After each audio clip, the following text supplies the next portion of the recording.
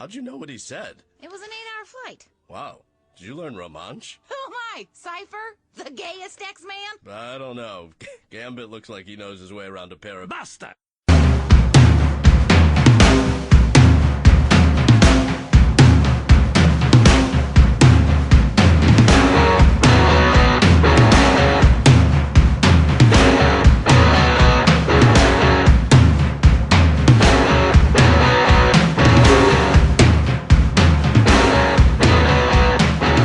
Hello and welcome to another episode with the Rollin' 20s. I am Jeremy. This is Steve. Jesse. And B. As usual, you can find our podcast on missionstarpodcast.com. You can also subscribe to us and several other podcasts from the website on iTunes and Stitcher. We're using an intro today from Sorry OK Yes. They call themselves a power duo. You can find their music on sorryokyes.info. It is a 100% free download. All you have to do is like them on Facebook. We also took a little bit of a clip from Archer, which usually plays on the FX network. It's on hiatus right now. I guess that's about it. How's the morning? Yeah. Wow, I still feel so guilty that you guys get up. I mean, the morning is nothing for me, but I get the feeling that it is more than a bit of a struggle for at least a couple of you. Well, it wouldn't have been so bad for me, but like an idiot, I decided to farm for heads on Borderlands 2 last night, and said I'm not stopping until I get at least one head. 3.5 hours later, one finally dropped after 6 legendaries dropped before this stupid purple head. Yeah, and I still have, 5 more to get, plus repeats. I'm just glad I waited for you to finish that sentence, because you started out, I was farming for, and I thought he just joined Facebook, so maybe it's Farmville. Farming for heads? Okay, this just took a turn. I didn't know if you were about to say small cats or something, and... Yeah. Wow. I was already awoken by my cat sitting on top of my chest, but... There's I was nothing... woken by the cat playing with the curtains. There's nothing quite like a space heater sitting on your chest, is there? And my cats are huge, so... Yeah, and you're not exactly a large girl. I found those pictures that you gave me years ago. They were hidden away in my pictures folder. No, I'm not going to put them up. I'll wait for something you want up. One of my friends says I store easily into overhead compartments. Hey guys, that sounds like a dare. Yeah. Pictures. Yeah. California, here you come. Oh my goodness. As of last week, we discussed that this week we're going to profile several comic book characters and find out if their origins would hold up under a little bit of scrutiny. Although there has been a bit of news this week, as there usually is. Does anyone remember last week when there was a comic book called Saga 12 that would not be put on iTunes or Comixology due to two postage stamp-sized images of gay sex? I hadn't heard about it. This was kind of a big deal, and please excuse my tongue tripping over itself back there. This series called Saga has been going on for a while now, obviously about a year, and the latest issue does have 2 very small inferences or implications of gay sex, which was a little weird for it to not go up because there have been several images in previous issues of heterosex, which apparently passed the muster. So people got up in arms over Apple and iTunes apparently banning this, and it turns out that, as usual in the age of internet news, people jumped the gun because Comixology actually put out a statement that said, you know what, we never actually submitted this to Apple. We just didn't think it would pass muster. This is one of those cases where maybe I'm just too socially progressive, but I'd like to ask, what is the frickin' big deal? Yeah, I think that... I'd like to ask the same thing. I would say that if you're going to allow heterosex, gay sex should be just as acceptable. You would think it would be nowadays. I mean, a lot of recent polls say that homosexual marriage is acceptable. If it's not half of America, it's over half of America these days. So why is this still... Ow! Do not grab my nipples, boy. Why is this still a big deal? There's still a difference in for some people between, yeah, it's okay if people are gay, but I don't want to see it. And they might not necessarily vocalize that, like they might not really be okay with having that opinion, but they still have it. Well, to me, that's kind of like breastfeeding in public. You know, I'm not okay with it, but I understand it still happens, and I have no right to say stop it. Yeah. Exactly. Yeah. Maybe Go ahead. I have no problems with gay guys at all. I mean, I've none, but I still feel a little weird when I'm watching 6 Feet Under, for example, which has a lot of gay scenes. So I don't know if that's just society or... So you're not one of those girls carrying the yaoi flag. You're just walking by going, what the hell ever. Yeah, it doesn't... I mean, I can see the appeal, but it doesn't really affect me that way.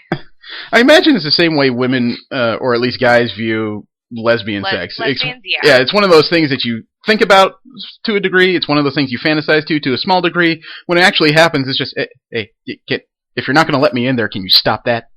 Yeah. Yeah, and then my dreams were kind of shattered when 2 people that I knew that, well, I should say, one person that I knew and her girlfriend, and then they started going at it while we were at a celebratory dinner at work. However, neither one of those were exactly... Feminine? Yeah. Yeah, feminine also might be... that was like, really? During dinner? See, what would have been classic is if you just looked up... I'm not so hungry anymore. Yeah, that'd be terrible if you're just looking up going, hey, I'm trying to eat here. Yeah, not quite.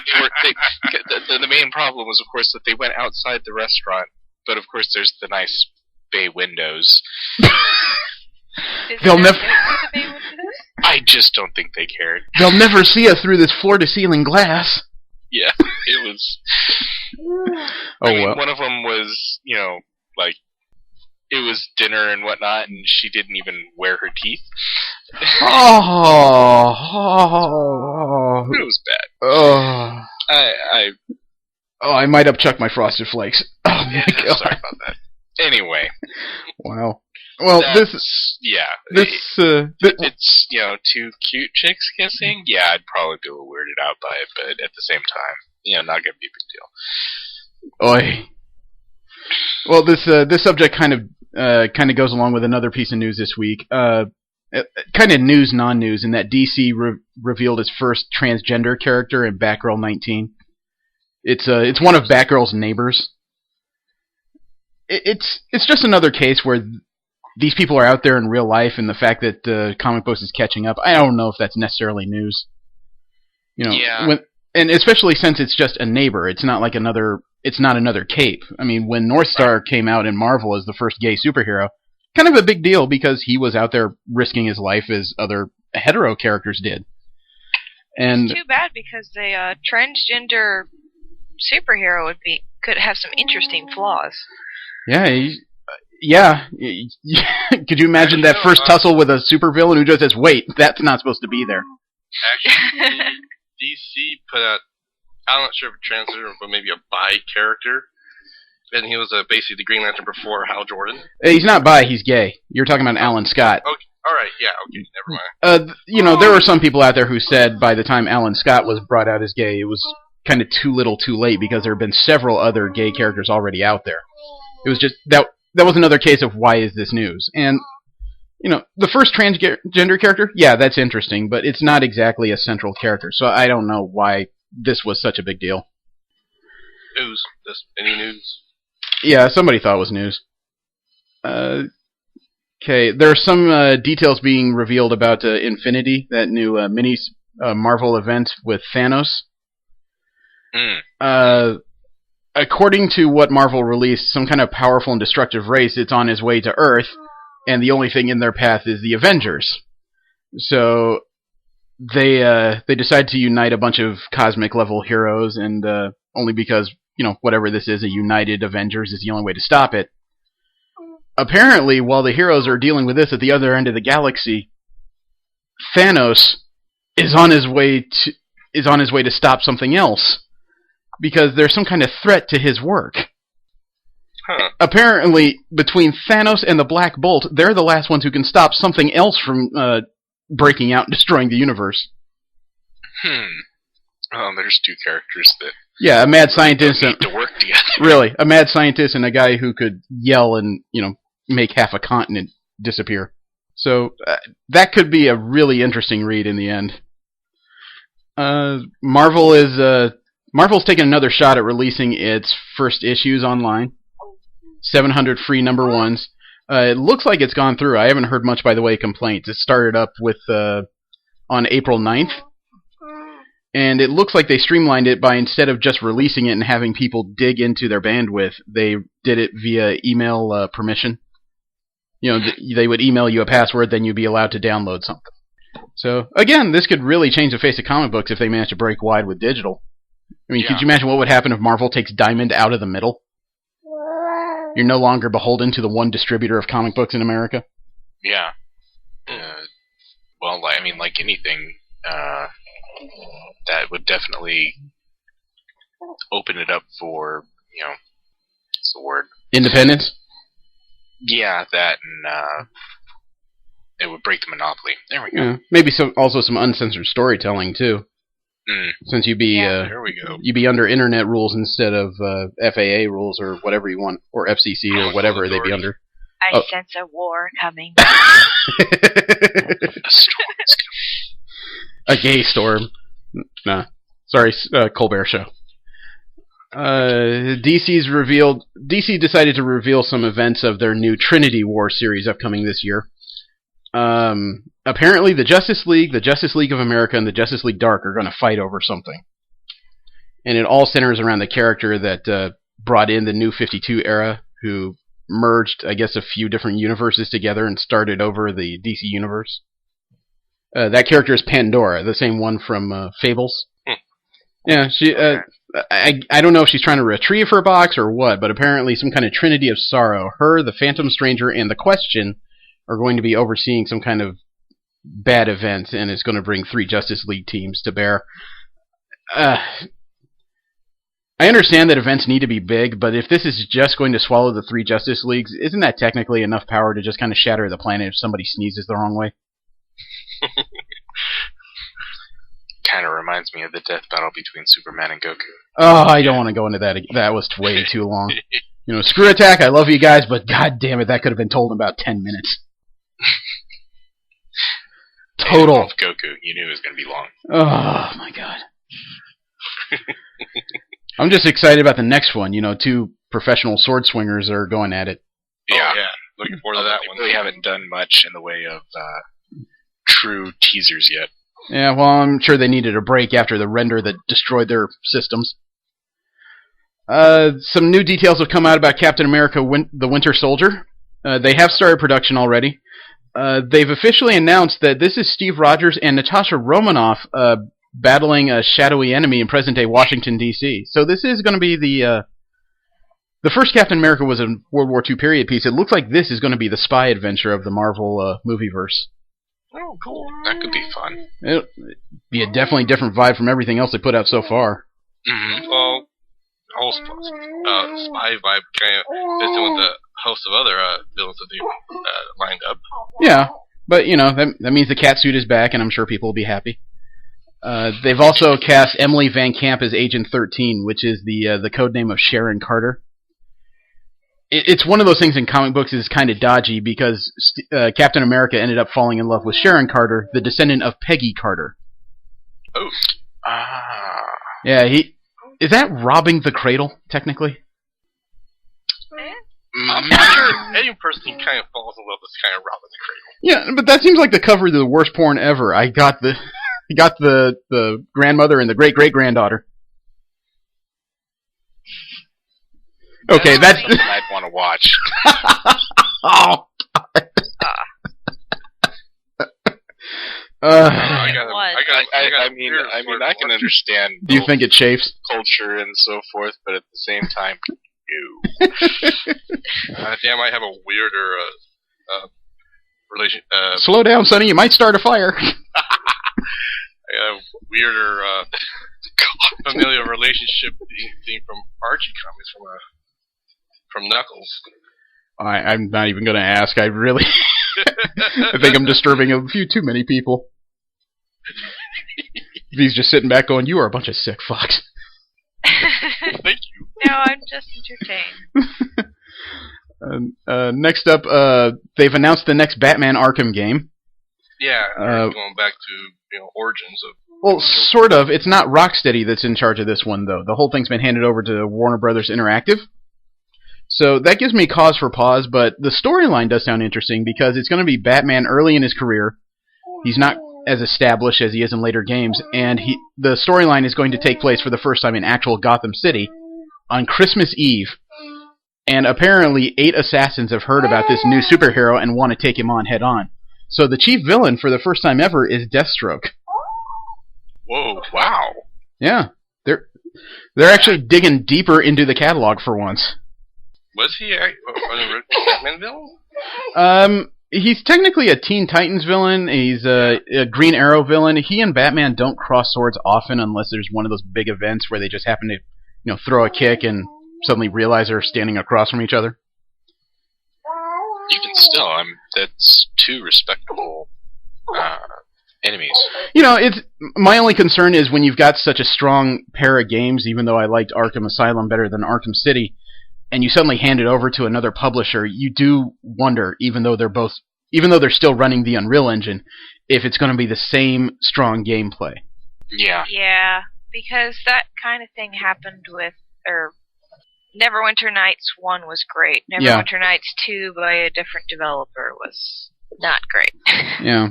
Yeah, well, I thought the storyline was interesting, but yeah, the gameplay... The game itself was not well developed. Buggy. Yeah, and that's exactly... And the camera! Yeah. And that's the exact kind of problem we're talking about. Even though they're all parts of the same company, they could share the complete engine, the developer notes, but you're going to have 2 different teams, so they could go about it in a very different way. The end goal may be the same one that they want, but yeah, you've got people who think differently who are now working on this. So yeah. On the other hand, maybe it won't be attached to Windows Live anymore. Yeah. I'll actually play it.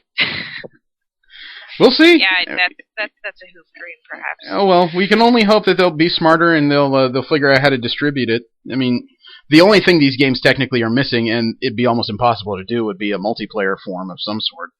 Yeah, I think that would probably kill it. Unfortunately, you would have to lower the resolution, obviously. Obviously, but I don't. I think companies are actually moving away from attaching a multiplayer aspect. I hope they don't do that. That's about the only social format a lot of heavy gamers have anymore. Well, I mean, the thing that I've been noticing is that it's very rare for not necessarily multiplayer, but co-op.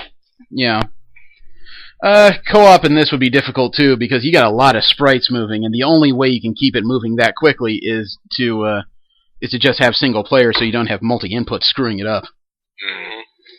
See, I pretty much. I prefer fun single player games. I prefer single player games too, but I actually kind of want that will take me weeks to beat instead of 3 days. Yeah, well, sitting in my house, I prefer single player, but when I'm out at conventions and stuff and I bring my box, I would like something with the big, 4 to 6 player platform. Oh yeah. Yeah, I mean, look at how.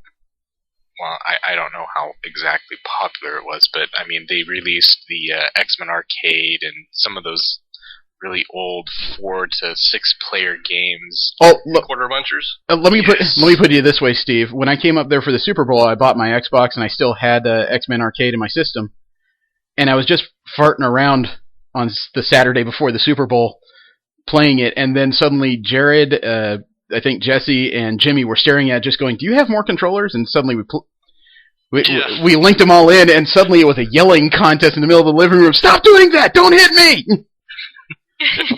And suddenly it was 4 30-year-olds just kind of laughing like teenagers again. Oh yeah. The only thing we were sorry about was we didn't have a couple more people in controllers, because that can handle 6 players. Yes, I've actually seen it done. Well, let's move off this a little bit. We're getting kind of heavily sidetracked. Yeah, There- let's go. There was something interesting that came out in Marvel's July solicitations. We discussed last week how there's Uncanny Avengers, a team dealing with mutant threats almost exclusively. Right. Turns out that I think the Apocalypse Twins are going to throw a curveball at them that it's one of those things that would make a long-term comic book fan like me pee their pants. The Apocalypse Twins are going to have 4 horsemen like the previous versions did, except they're going to have 4 horsemen of death. And these 4 horsemen of death, and most of these names are going to be really familiar, the Grim Reaper, which is Wonder Man's brother, Daken, Wolverine's son, Sean Cassidy, the Banshee, Whoa. and rounding out this crew is Robert Reynolds, the Sentry. What? Yeah, I'm staring at a picture. The hell? I don't know. I know V's not going to have much of a frame of reference here, but that's just 4 pants-crappingly powerful and smart individuals who are going to be out to kill somebody. Wow. And one of them has a god complex. Yeah. For good reason. Yeah. Good. Well, the Sentry V, think of it as Superman with multiple personality syndrome. Like Superman should be. It kind of leads into our discussion today. Wow. She didn't just go. She didn't go for the home run. She just plain drove that back into the pitcher's nuts and said, "Eat that, you bastard." Oh, that's a fastball special nobody wants to catch. Oh my god. Whew. All right, a little bit more news here. Man, my legs are tingling just imaging that. Oh my god. I think 2 or 3 weeks ago, we talked about how DC floated the villain month idea. How'd that go? Right, yeah. September 2013. They're going forward with it. So at the end of the summer, it is villain month. There are going to be a whole bunch of number 1s starring the villains. We got a roster of guys we should expect? Not thus far. They just released the July solicitations this month, so in 2 months we should hear about what number 1s this is going to encompass. I mean, I would expect a bunch of the standards. I just don't know which of the B-level villains are going to get a book. But it's probably one of those few things that'll make me buy a few of them. I would have to see some of them. Hell, I might even upgrade these B-list villains to maybe A grade. It could be. Let's hope. Yeah. Need something to read. There were some early reviews that came out on the mobile version of Injustice: Gods Among Us. I saw that. Yeah, the central game, the console and PC version, comes out this Tuesday, the 16th of April. But the PC? As far as I know. Oh, cool. But the mobile version is, it's above average. Is the best way I could put it in a nutshell. It seems to respond pretty well, and the battles are interesting, as people put it. I just don't know if this is for me because it seems to be based on the same kind of platform that the Mortal Kombat fighting games are, and I'm not a fan of the dial-a-combo type stuff. Yeah. Well, there are people out there who enjoy that. There are people who love those games, and power to you. This sounds like something you really enjoy. It's just not me.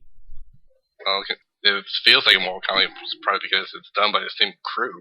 Oh, I'm not arguing that.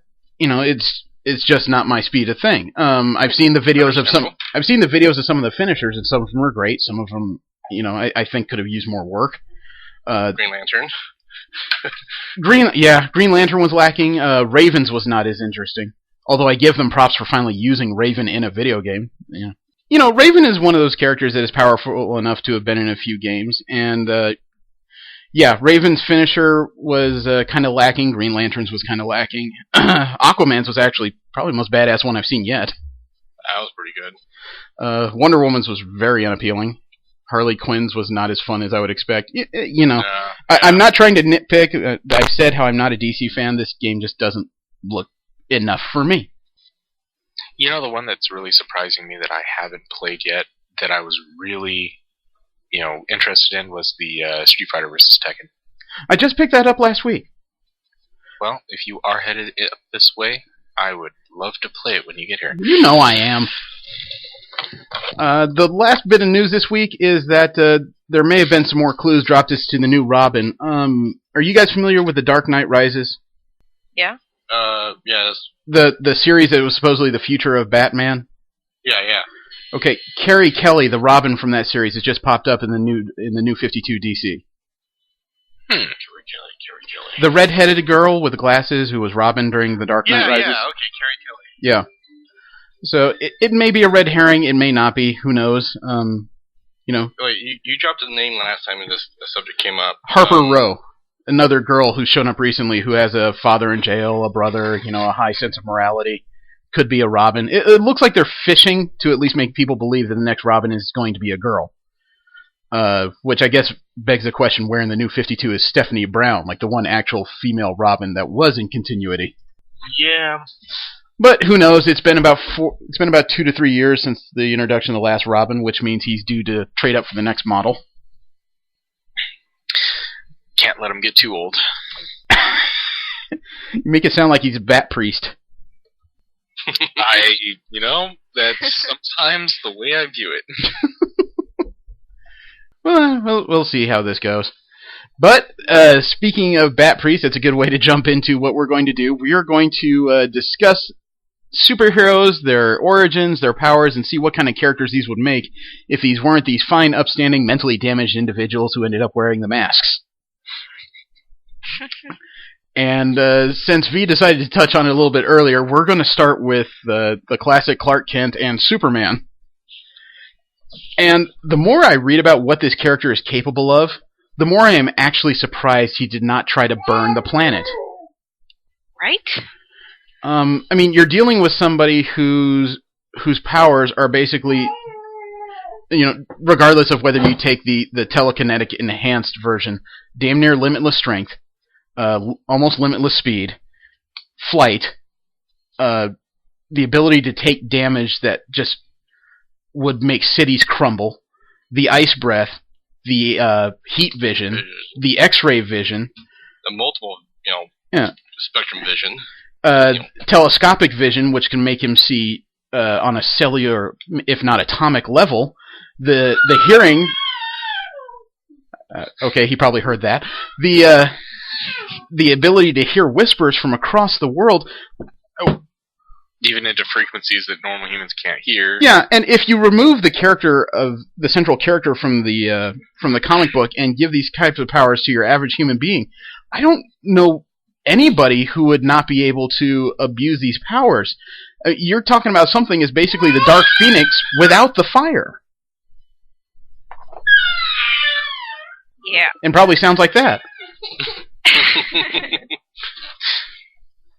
Superman's entire race is dead. That's not something you just get over. Well, the fact that he didn't know them to begin with would lessen the blow slightly. It would, but you'd still I think feel... they do touch on it every now and again. There probably would be a pretty big sense of abandonment, because even though they didn't mean for the planet to blow up, there is that knowledge that you are one of an extreme few out there. Your race is going to likely die with you. And you're going to have a lot of identity issues and you know what? maybe not understand what's happening. If Superman is as powerful as the comics, depict him out to be, whatnot, how come the Kryptonians didn't just rule the fucking universe? Because there's extremely few of them. According to the comic books, even though Kryptonians are some of the most powerful out there around certain stars anyway, they're still an armada of different alien races that could probably take them on one-on-one, like Zarnians. Lobo. Yeah. Okay. But, I mean, just fewer. Well, let's not jump into that, because that's not the conversation. We can have a whole bunch of death battles in another time. Yeah. But, I mean, one of the things that struck me was, imagine you find this child, okay, in mid-America, and then you try to raise it as your own. I don't know how you get the paperwork without a master forger. But it suddenly struck me, when this turns into an adolescent or a teenager, how do you discipline it without it blowing up the barn? Can't. Yeah, I mean, there are those. That's all it was. You just better hope tomorrow you set out to teach it. Well, I mean, even the most well-behaved babies will have these emotional tantrums because they don't understand all of the inputs. So when the baby this strong has a tantrum, you're losing the second floor of your house. Well, but at the same time, if you remember correctly, he did not start developing his powers until slightly, either during or slightly after puberty. That would be even He worse. was soaking up the rays of the sun and all that stuff. So you didn't have a toddler, flying around kicking ass. Well, that's the classic version of the story, I agree, but since then the story has changed so that you have a being that's metabolizing solar radiation. So technically, this baby would be gaining strength as soon as it came into the solar system. But again, it just depends on how you do it. I mean, quite frankly, yeah, if you were literally had a toddler, you wouldn't be able to. It's far more believable, at least from the standpoint of the planet's still here, that he didn't develop his powers until he was at least morally and socially and able to process this kind of difference. And think about how difficult life would be if this child didn't like the food. It would end up in the next county. As soon as you tried to teach it to ride a bike, you would need a McLaren F1 to keep up with him. How much attention did George Bush get for saying he didn't like broccoli or whatever? It's like this kid is like, no, he could actually. I mean, this is the president. No, this is a kid that it doesn't even have to worry about the fact that this broccoli farmer and everything else out there. No, it's just like, no, death to all broccoli. It's Stewie. Actually, I was about to say it'd be like Stewie 2.0. As soon as he said I don't like broccoli, he'd fly out and use the ice breath and just freeze broccoli across the planet. I mean, Plus, he has all these powers. He probably doesn't know why he's getting them or where they're coming from. Yeah, which would be another conversation among itself. I mean, for the first part of this child's life, it would just think it was superbly special. And why couldn't it do whatever it wanted? Be the big man on the football team, be despondent, kick a rock, and next thing you hear about is a man who died 3 cities over with a mysterious projectile in the side of his head. There's all these things that makes this, as much as you would hope that this thing would protect the planet, there's nothing stopping it. Yeah. And if, like I said, if we remove Clark Kent and just put this as an average, emotional being, I don't know. This child would not turn out to be anywhere near normal or mild-mannered. It would probably be a raging loon. And there probably won't be much of a planet left. Smallville would be much smaller. You mean Crater? Craterville? I don't know. It might be some like cosmic dust left on the side of the road for all I know. Yeah, although, I mean, obviously, if it did, if this person did start down that path, Earth would just be a stepping stone. Yeah, you're right. It would probably start until he ran into something. They ran into something, because who knows? Could be a chick. Yeah. Anyway. Well, keep in mind, Earth may not be stepping stone. Earth may be claimed as home because the more modern tellings of Superman's powers is that he can apparently push 2 times the Earth weight or mass without really straining. Yeah. Jeez. It just depends on how long he spends next to that yellow sun. Yeah. God forbid, he finds a white dwarf star somewhere, whatever, and just, gets that even better radiation. And this would be something for... I still wonder how the average citizenry in the normal comic books accept Superman, because one of his fights is so destructive.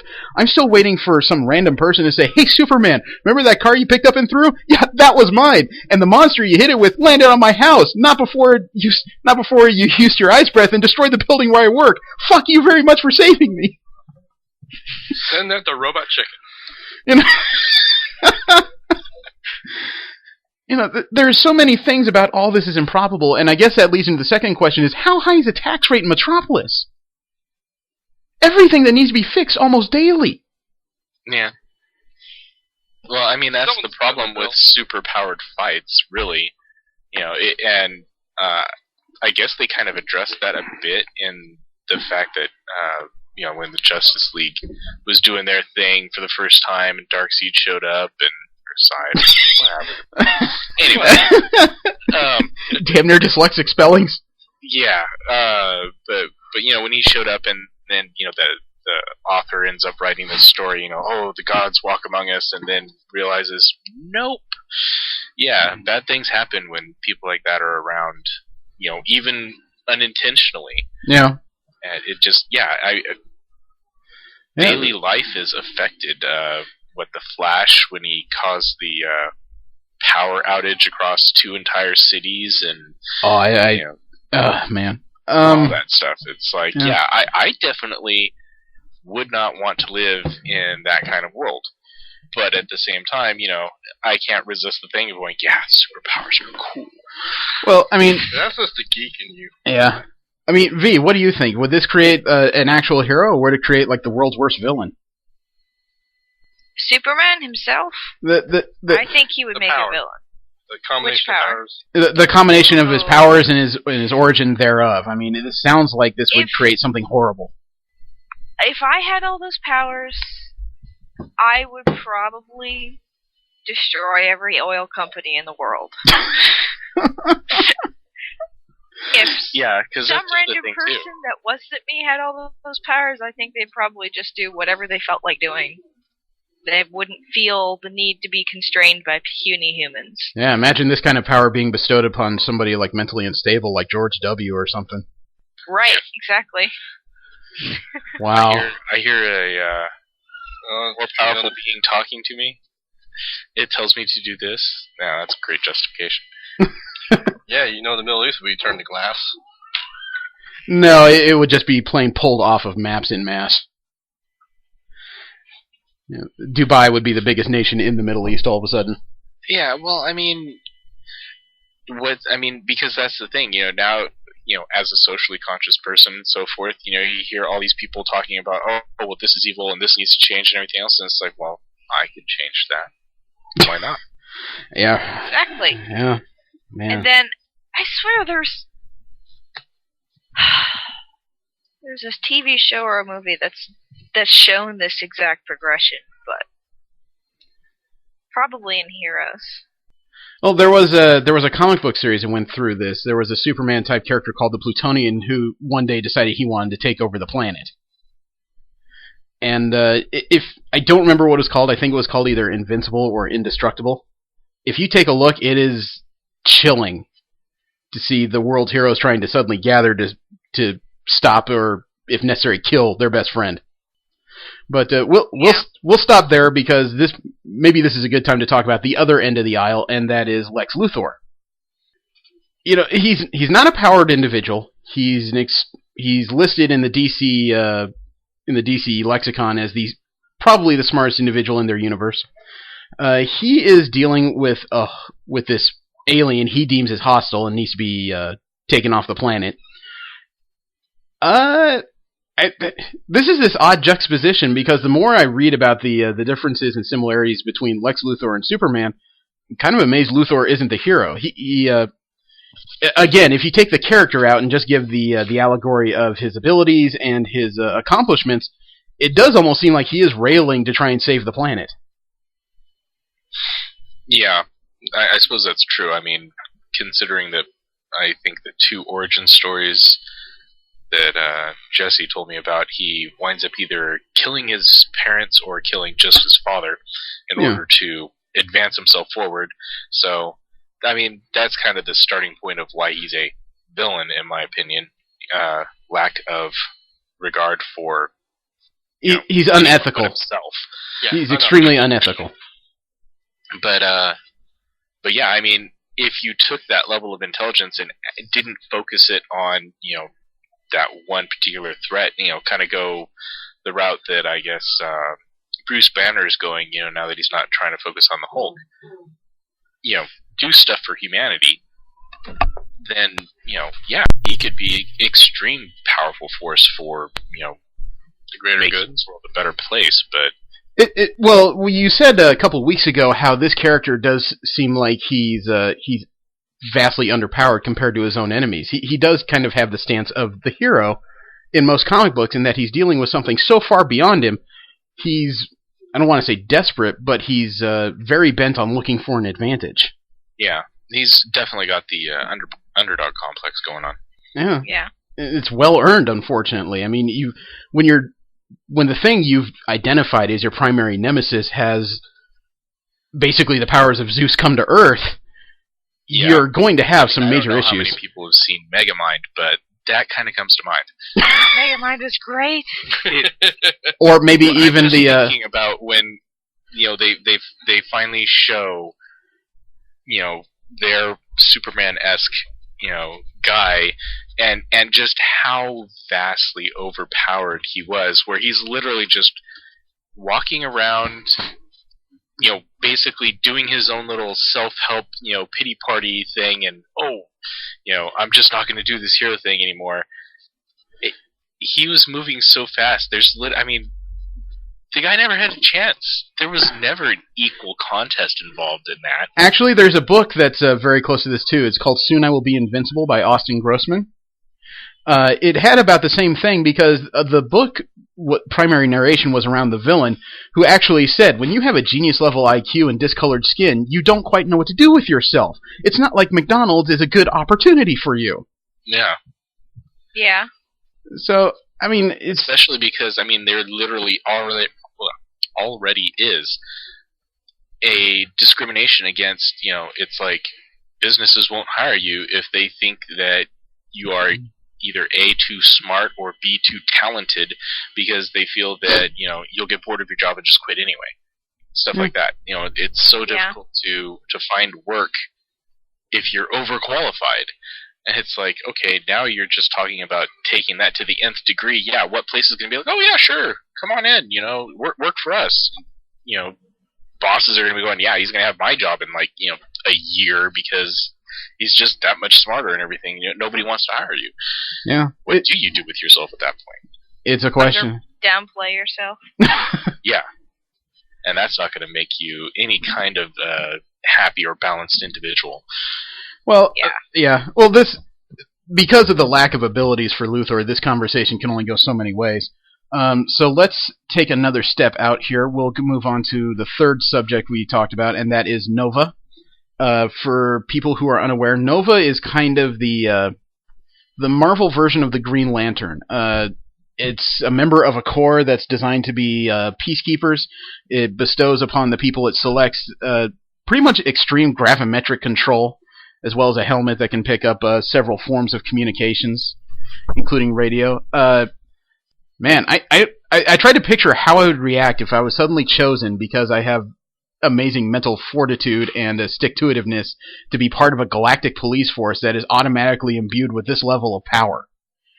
And I think I would be excited for about 5 minutes, and then I would be thrown into space, and I would probably need to change my uniform. Yeah. I could definitely see myself going, okay, hold on a minute here. Training program, any kind of self-help starter book, anything like that? Please tell me there's a YouTube I can watch. Yeah, come on, guys. Go on a quest for ancient secrets, find a guru to talk to. Well, let me tell you about what this force gives him, and this is only a small part of the overall force. Flight, superhuman strength, speed, durability, the power to absorb energy directed against him, and releases gravimetric pulses and beams, either from specific parts of his body or his entire body. So, there's a level of abuse there. Yeah, really. Does that mean you fly by a star and next thing you know, you're creating something with the equivalent of a black hole? I don't know, the mental fortitude you would need to keep your sanity under such a situation because you used to be average Joe who's having problems and now you find yourself as a galactic cop? Yeah. Yeah. There aren't many individuals that can fit the bill for that one. No. I can't even think of many modern soldiers or special forces that could keep enough of their mind together to function well. And that's not a knock against the military. That is literally, this is a bunch of mental stress to take on. Yeah. For whatever, you basically, you would have to accept that responsibility in order to function in that job. And how do you accept responsibility of that level? Yeah, V, you sound like you're about to start a thought. And I lost it. Oh, sorry. Sorry. It's not like it got any better because in the later iterations of this, remember how I said that he got all these powers from a section of the Nova Force? Before they moved to a new character, this character got the entirety of the Nova Force, which take all the powers he had, up them by a factor of about 10 as far as I can tell, add into that he can now control gravity to such a point he can create point-to-point wormholes. Ooh. Yeah, he probably messed that up real quick. Yeah, he had this sentient AI with him when he took in the completion of it, which is probably good because I don't know many humans that can take the quantum physics it would take to open a wormhole safely. But it would not take much to really destroy the human mind, and I would think that flying into subspace and out of it again in a completely different place, that would probably be close. Yeah, I mean, there are things that we cannot perceive, and that's a good thing. Yeah, the human mind is not... Unless his power made him change in such a way that he could comprehend things better. Yeah. Well, that's how the character... Sure, the helmet is actually serving a protective function beyond, hey, my brain doesn't get knocked about. Well, that's how this character was fortunate in that, when he got this extreme level of power, he at least had the AI, so you've got an in-house counselor and at least confidant. At least you have someone you can share your problems with. True. Yeah. Although, poor AI. Oh, that's just gotta be a bitch session. I know, but could you imagine any one of us with that power? Because I would be a dick. As soon as I took my first flight, I think I'd be the one muttering, "Are we there yet? Are we there yet?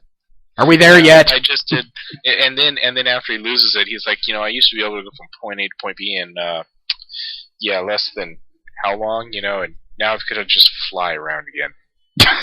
Annoying. Where's the Starbucks? I need a Starbucks. Man, that would just be more than I could take. I know that. But being chopped off at the knees. No, I mean flying across the cosmos, staring at planets whizzing by my head. I honestly think I would love that. Yeah, I mean, I guess it depends on how much downtime you have, too. I mean, if you've got this galactic core of people, it's like, you know what? Somebody else's problem. Well, me time right now. That would have been true early on, but since he took the entirety of the Force, the reason for that was because everybody else was dead. Yeah. So, no.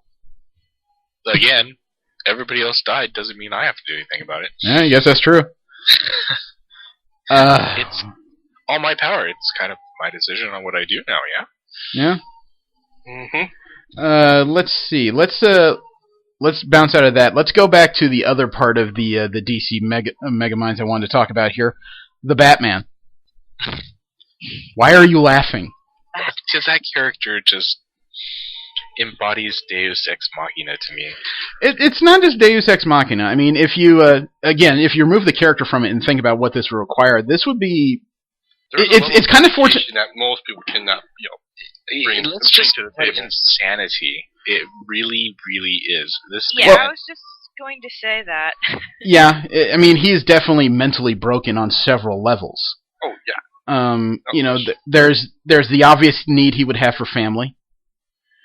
He would not. So much so that he keeps. Where Robin comes in. Yeah, keeps recreating him. I mean, that's something I never quite figured out is how this character who existed without a father other than the superbly friendly butler kept deciding that he would make a good father figure for all these other characters. Well, I don't think he believed that he would make a good father figure. It was just kind of...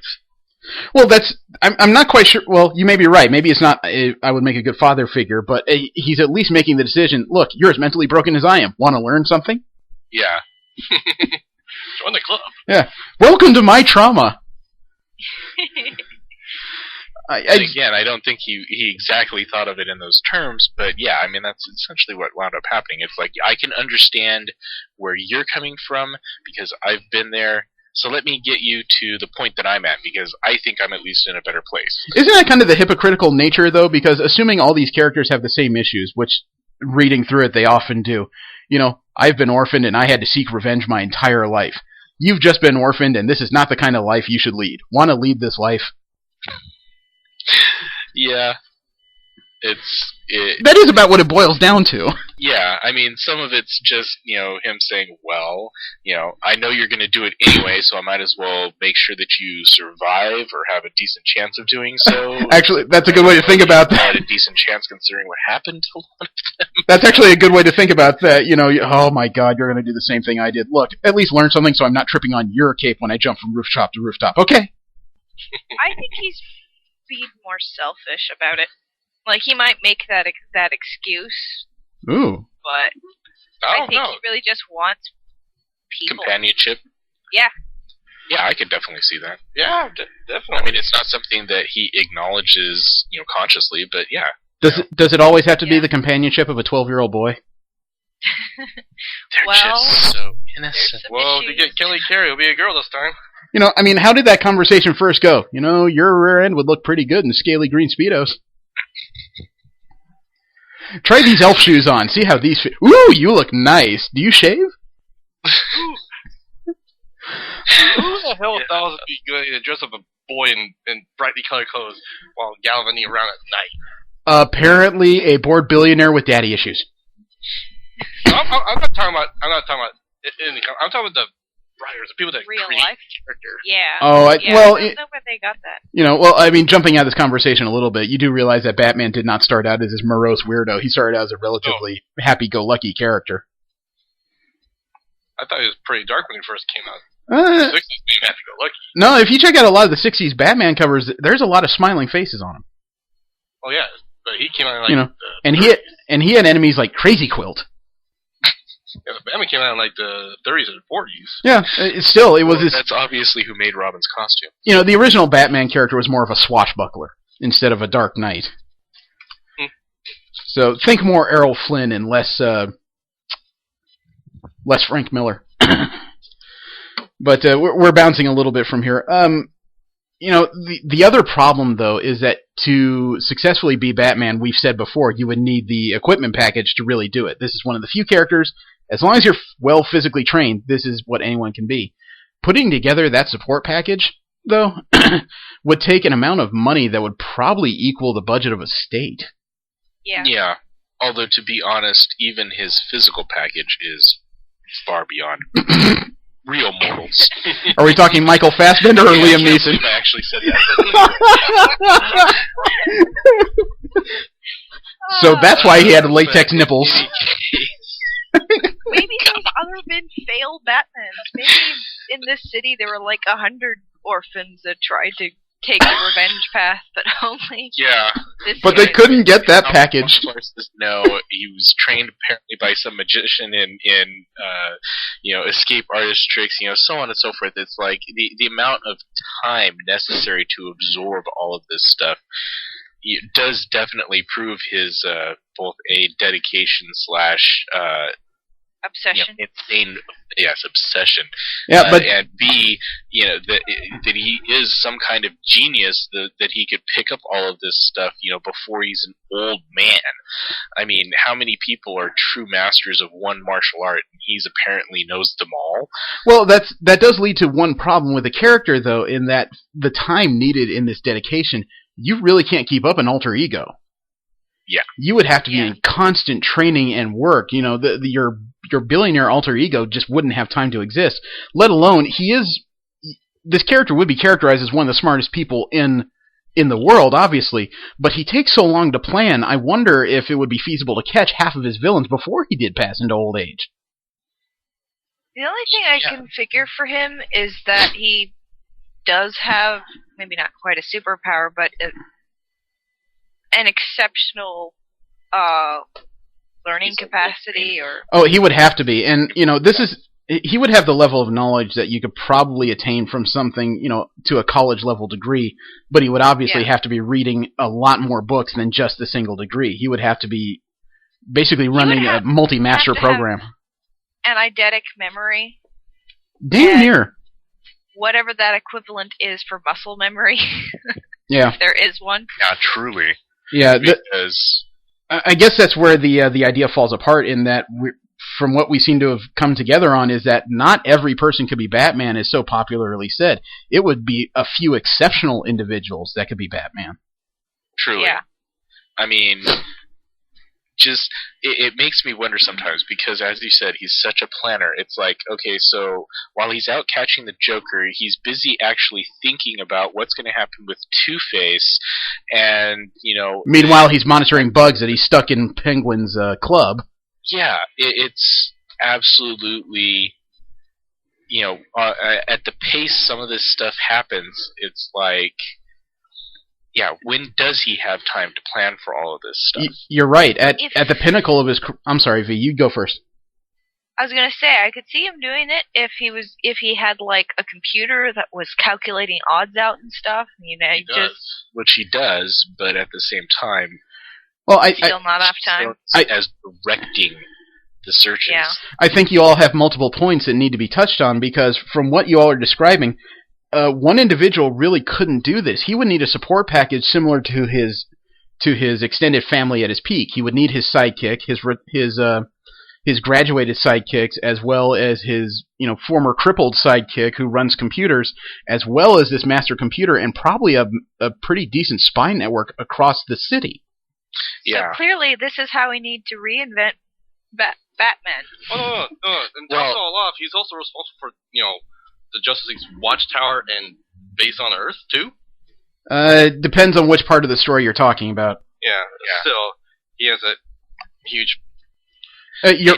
You're right though. The character is always written as being in control. It's like even the people that are helping him out don't know everything that he's doing. I mean, just going back to like the Gotham Asylum game, where he's like, oh yeah, I'm heading to the Batcave, and Oracle, who is his information specialist and whatnot on the internet, everything's like, well, how'd you get one there? And he's just like, oh, well, it's me.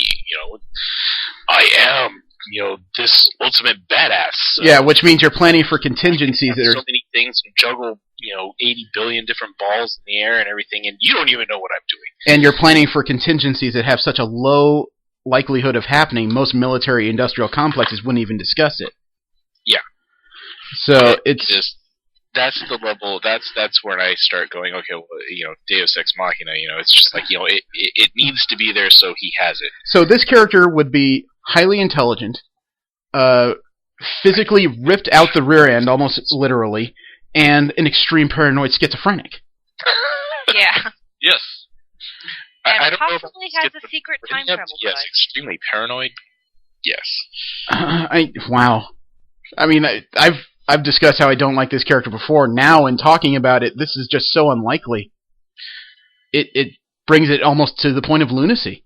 Yeah, well, again, he's supposed to be what all of us can become, and I'm just going, nope, no, don't see it. V, want it. V, what were you going to say? I said I like his portrayal from the Batman Begins trilogy. He's not so ridiculous in that. I suppose, but it does strip away half of what makes the character feasible. The intelligence level and the planning and the physicality. It pretty much boils it all down to the point where Batman can't function. Wow, this has been intriguing so far. And the fifth character that we discussed ahead of time is Rogue from the X-Men. Now, Rogue is a mixed bag of mess. Again, we're taking the character out of it. We're going to discuss the powers and origin and what this would create. You have a character whose primary ability is to steal the life force from other characters. And if when they do so, they would have the ability to steal their memories as well. If they're superpower beings, there's a high degree of likelihood that she's going to steal a segment, if not all of those powers, for the most part temporarily. If this character is in skin-to-skin contact too long, could be permanent. And as much as this would be a potpourri of possibilities, this character, as far as I could figure out, would be so mentally shattered by these echoes of memories running through their head all the time. It would require massive medication, I would think. I would agree. Again, I mean, until you're able to isolate, it's touch, other things, and then somehow shield its memory center. And that, again, she didn't have her powers until, she was past adolescence or going through adolescence. But, your formative years, if you don't hold a child, if you don't, have that interaction, the physical touch And even beyond that, all the way through your life, It's a severe...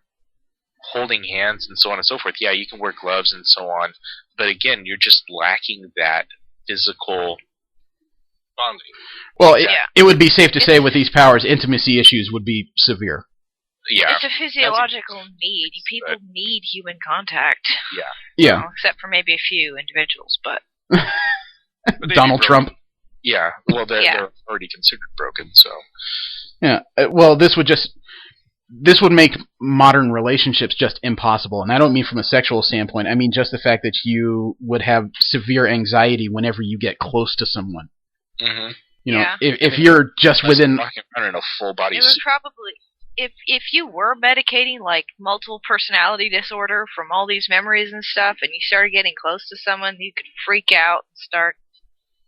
Well, I thought as long as the contact was brief, she didn't actually end up remembering most of this stuff.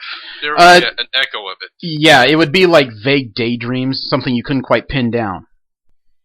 Even that would be kind of maddening. Distracting. It would be like thoughts in your head that you can't get rid of. Yeah, How do I know this? Could you imagine those accidental touches as you're walking down the street and suddenly you think, oh, that's right, I need to get a carburetor for my Camaro. Wait, I don't own a car.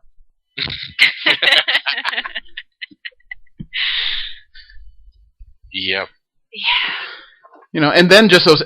I mean, when you think about the incidental things that humans go through, I mean, somebody ill-prepared would end up picking up memories from all kinds of things. Public transportation, handling money and your fingers get too close and incidentally touch. That person that's handing you your fries. Yeah. And then even if you try to withdraw from society and, do the hermitage thing or whatever, I mean, considering the fact that conceivably these powers work on any living thing, even if you're out there, hunting food and stuff, and you touch you shoot a deer or, some other animal and you touch it as it's dying, I mean, how screwed up are you going to wind up being? Oh. In any time you touch anything living, you start sucking its life force out and gaining whatever, thoughts or memories, and now it's not even human. Yeah, boy, I love birch. No, I didn't eat a birch. I think those powers would make a great villain. Someone that would just embrace their changingness. That was something... She was a villain. Well, again, we're removing the character from it, but that was something I was about to bring up, was that could you imagine somebody who would actually embrace these to the point that they would just start pulling down abilities without regard for the people they would be destroying? Honestly, it kind of brings you back to Heroes and the Skylar character. Yeah. Sylar. Exactly. Sylar. Yeah. Except Sylar didn't actually steal memories. I mean, if you steal powers permanently, you would have to find a way to shut out the minds of all these other individuals. Right. But again, I think they it's actually, kind of the same concept where how he's they had a point at which he absorbed the power of a shape changer, and whenever he became those other people, he started to have a severe identity crisis because it's becoming a million people. Yeah. He started to come apart at the seams. It is, though, a frightening prospect when you think about it in terms of Rogue's powers gone amok, of what kind of person this would create, because say this person did actually copy a shapeshifter in addition to everything else, which would mean you would never know when this flying juggernaut is just going to pop up behind you and try to steal whatever it thinks is important from your head. Yeah, I mean, when you... once you got to the point where you accepted, perhaps because you feel, oh, well, they're just living on within me, so it's okay, but whatever process gets you, to that, path, the fact that you can now pick and choose what you want whatever to be. you want, it's like,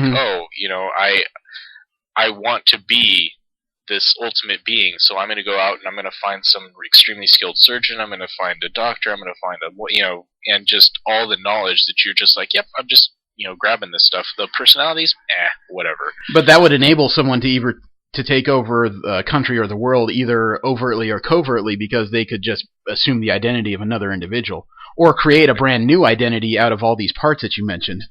Yep. Well, what if the memories they absorbed gave them a bit of that person's perspective as well, further confusing their motivations? Like, you absorb the Probably doctor, about and 5-10 suddenly you minutes. want to save lives. And Yeah.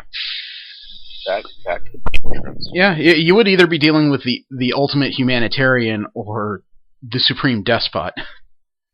Oh my goodness, this is also and it frightening. might vary per day. Oh wow.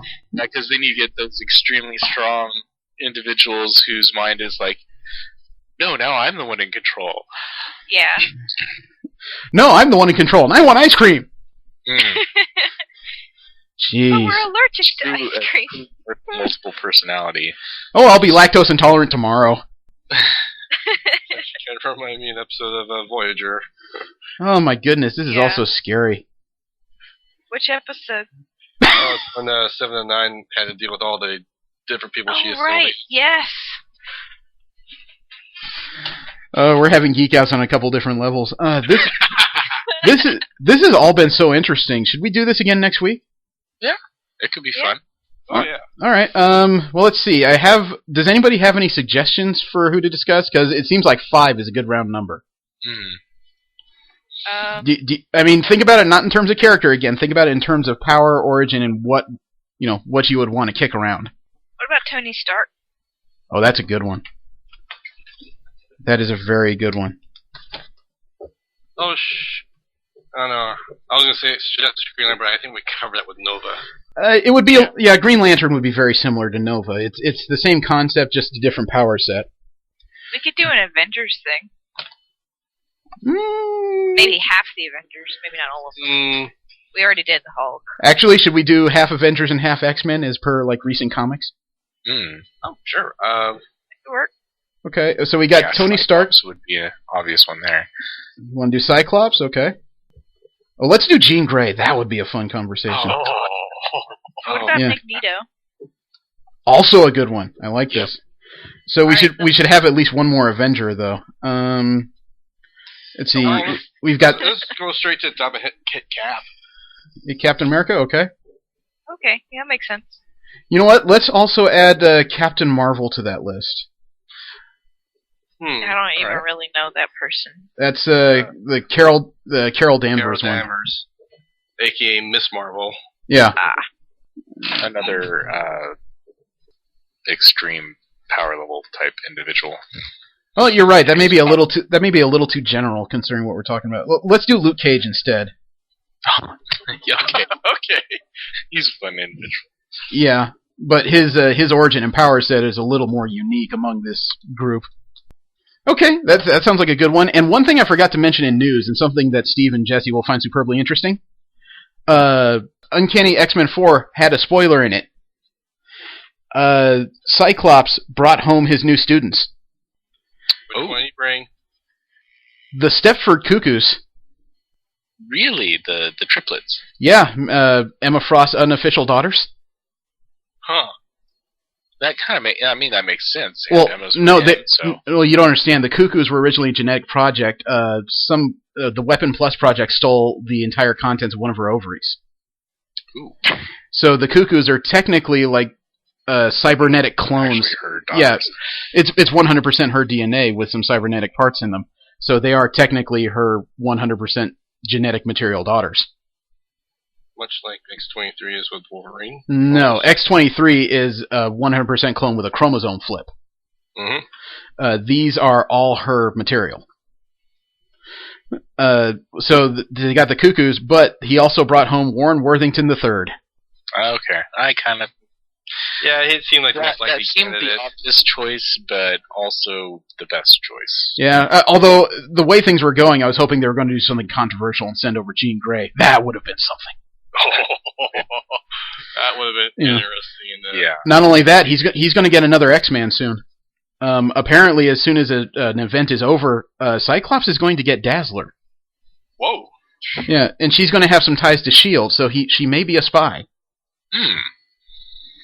Still, that is a character that we have not really heard from in a long time. Well, she's been in this new reality hopping series, and her powers have gotten, I don't want to say a boost, but they're being used in a a bit more finesse of a fashion. It's not just laser bolts anymore. She's actually creating hard light constructs. Oh, so that's interesting. Yeah, it's going different, but yeah, I think we're bouncing around here, and I know you guys got to go. I got to go watch some kids. So we have a plan for next week. We're going to keep profiling a little bit. Probably the week after that, we'll start discussing series again, since we'll given it some time for new issues to come out. All right, so what are our candidates again? Tony Stark, Cyclops, Jean Grey, Magneto, Captain America, and Luke Cage. Those are about as 6 different characters as you can get. Some of them would be fun to see just, standing up and punching each other. Yeah. Someday we're going to have to do Squirrel Girl. Oh my. You keep bringing up the nutsacks, dude. I'm sorry, I love that character. Same week we do that, we'll probably do Howard the Duck. All right. Robo, just for... My God. Okay, I'm gonna end this here. I can't take no more. I invite you to roll with us again next week. We're gonna close out with another song by Sorry Okay Yes. Thank you very much. Remember to subscribe to us and follow us on Twitter, rolling_20s. I am Jeremy. Steve. Jesse. And V. Thank you very much. My God, Steve, you can be such a prick.